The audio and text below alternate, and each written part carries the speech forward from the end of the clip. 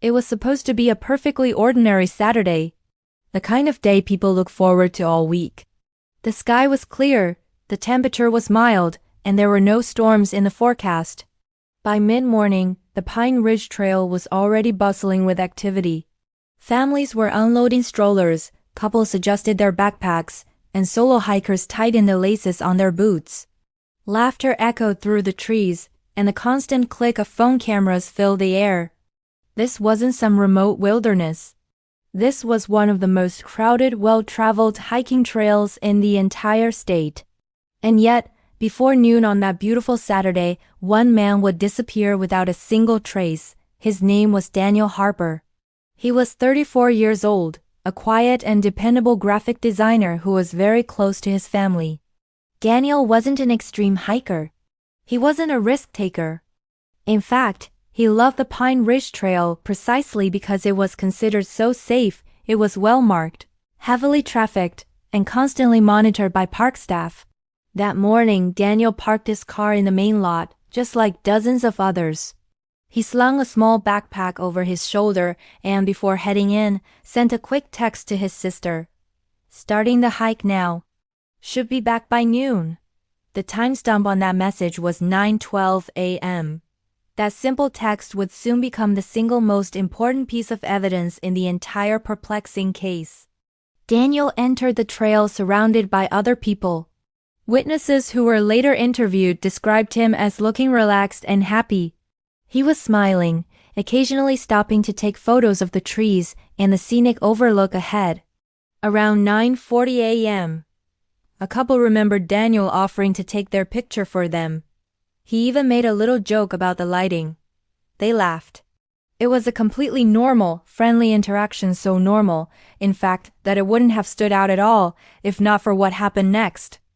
At 10:05 a.m., another hiker recalled passing Daniel near a bend in the trail. They just nodded at each other in silence, the way hikers often do. Again, nothing seemed unusual. Then, at 10:47 a.m., a park security camera captured a clear image of Daniel. He was walking alone, heading north, and passing mile marker 6. This is the precise moment where the entire story breaks down. Daniel Harper never reached mile marker 7. Search and rescue teams later determined that the distance between those 2 points was less than half a mile. It was a section of trail so popular that, on a weekend morning, someone would pass through every few minutes. But somewhere in that short, crowded stretch of path, Daniel vanished. At noon, just as he'd planned, his sister tried calling him. The call went unanswered. By 12:30 p.m., his phone went straight to voicemail. By 2 p.m., when Daniel still hadn't returned to his car in the parking lot, park rangers were notified. The search began immediately. This wasn't one of those cases where a crucial delay allowed the trail to go cold. Rangers responded that very afternoon. They started reviewing camera footage right away and interviewed hikers who were still in the park. No one remembers seeing Daniel leave the trail. No one saw him injured or in distress. No one heard a scream or a call for help. Before the sun even set, K9 units were brought in. The dogs picked up Daniel's scent with no problem, right near mile marker 6 where he was last seen. They followed his scent precisely along the trail. And then, in the middle of the path, the scent just stopped. It didn't fade. It wasn't scattered by the wind. It simply stopped cold, as if Daniel had been lifted straight up into the air. It was as if he had simply ceased to exist. Search teams expanded their efforts, moving outward from that spot. Helicopters with thermal imaging scanned the forest canopy from above. Drones flew low over ravines and thick brush, looking for any sign. Volunteers formed human lines, moving shoulder to shoulder, inch by inch, through the surrounding woods. They found nothing. No backpack. No phone. No water bottle. Not even a single broken branch or disturbed patch of soil to suggest a struggle. No blood. Daniel Harper had left behind absolutely no evidence. By the second day, investigators began to realize just how strange this situation was. Of course, people get lost on trails. People fall and injure themselves. People sometimes wander off the path. But those scenarios always leave evidence, a footprint, a piece of clothing, a sign of what happened. Daniel had left none. Then came the contradictions from witnesses, making the mystery even deeper. A woman came forward and claimed she saw Daniel speaking quietly with someone just off the trail.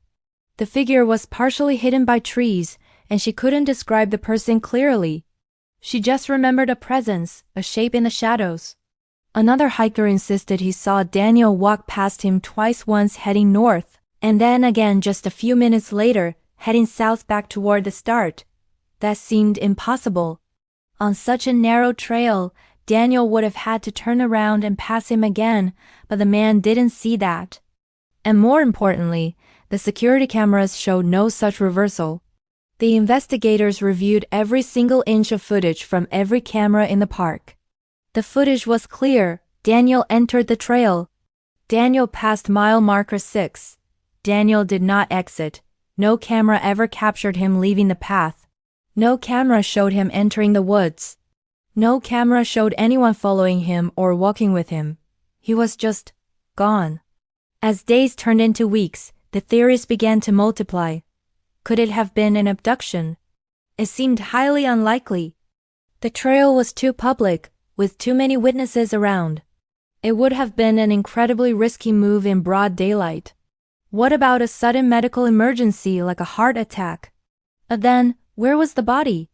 How could a search team of hundreds with dogs and helicopters not find someone who collapsed just a few feet from a major trail? Could it have been a voluntary disappearance? Daniel had no known financial issues, no relationship problems, and no history of mental health struggles.